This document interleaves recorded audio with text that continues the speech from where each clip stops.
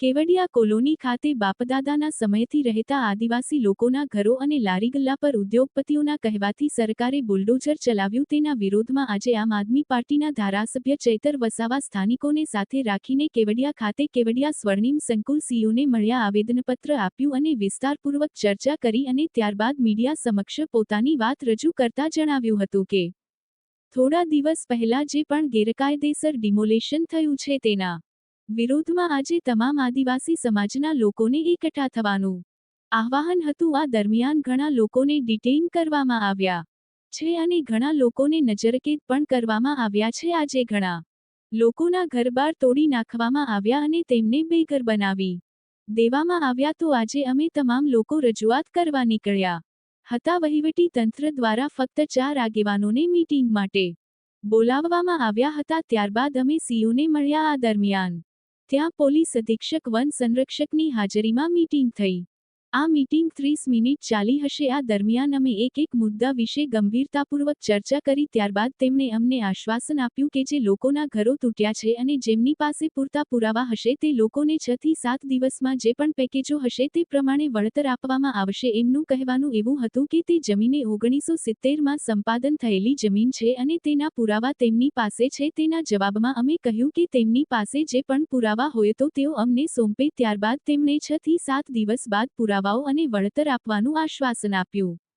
અમે રાહ જોઈએ છીએ, જો જરૂર પડી તો આવનારા દિવસોમાં ફરીથી મોટા કાર્યક્રમો કરીશું અને અમારી જે લડત છે તે ત્યાં પોલીસે આખા આપણા જેટલા પણ સમર્થકો અહીંયા આવતા હતા બધાને અટકાવી દીધા।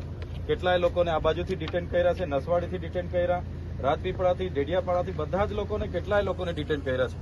ત્યારે ત્યાંના હમણાં જે નવા સીઓ આવેલા છે એ સીઓ નર્મદાના પોલીસ અધિક્ષક શ્રી અને અહીંના નાયબ વન સંરક્ષક શ્રી ડીએફઓ એ લોકોએ અમને ત્યાં ચર્ચા કરવા માટે બોલાવ્યા હતા। એટલે અમે આગેવાનો અને 4-5 મીડિયાના મિત્રો પણ ત્યાં સત્તા મંડળની ઓફિસે અમે બધા ગયેલા।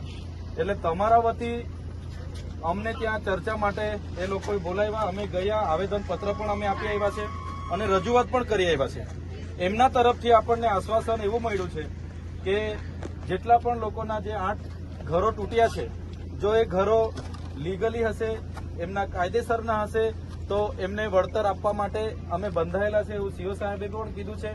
બીજું, જે પણ લોકોના અહીંયા બીજા પણ પ્રશ્નો હશે, કોઈની માલિકીની જમીન સફારી પાર્કમાં ગઈ હશે, કોઈની પોતાની જમીન કોઈ બીજા પ્રોજેક્ટમાં ગઈ હશે, કે કોઈની ભવનમાં ગઈ હશે, કે આવાસમાં ગઈ હશે, કે મકાનમાં ગઈ હશે, તો એનું પણ યોગ્ય તપાસ કરીને પુરાવા આધારિત કરીને અમે કદાચ એની સાથે ખરેખર ખોટું થયું છે તો એનું વળતર આપવા માટે અમે બંધાયેલા છે અને અમે કરી આપીશું એવી એમણે મને હમણાં બાહેધરી આપી છે। અને એમણે કીધું છે કે તમે અઠવાડિયા બાદ અમે એસડીએમ પ્રાંત જમીન સંપાદન અધિકારી અને નિગમના અધિકારી સહિત ચેરમેન શ્રીને બધા બેહીને અઠવાડિયા બાદ આપણે એવું હશે તો મળીશું। તમે મુદ્દા વાઇઝ લઈને આવજો અને એમાં આખા ડોક્યુમેન્ટ ચેક કરીને કોઈની પણ જમીન ખોટી રીતે સંપાદન થઈ ગઈ હશે, કોઈને વળતર નહીં મળ્યું હશે, કે કોઈના 7/12 નીકળે છે અને કોઈ પ્રોજેક્ટમાં જતી રહેલી છે તો એનું જે પણ સરકારની ધારા ધોરણ મુજબ આપવાનું થશે તે અમે આપીશું એવી બાહેધરી એમણે આપેલી છે, આશ્વાસન એમણે આપેલું છે। અને એ ચર્ચા અડધો કલાક અમારી ત્યાં ચાલી છે, બધા જ અધિકારીઓ પણ હતા। એટલે વધારે વિશેષ હું વાત નથી કરતો, પણ જે ત્યાં વાત એમણે મને કરી છે અને અમે જે રજૂઆત કરી છે એ એમણે ત્યાં સાંભળી છે અને એમણે કીધું છે કે અમે હકારાત્મક રીતે તમારી રજૂઆતને ઉપર સુધી મોકલીશું અને એનું નિરાકરણ આવે એવા પ્રયાસ અમે કરીશું એવું એમણે કીધું છે। એટલે આ વાત હું તમારા સુધી પહોંચાડું છું। અગર આવનારા દિવસ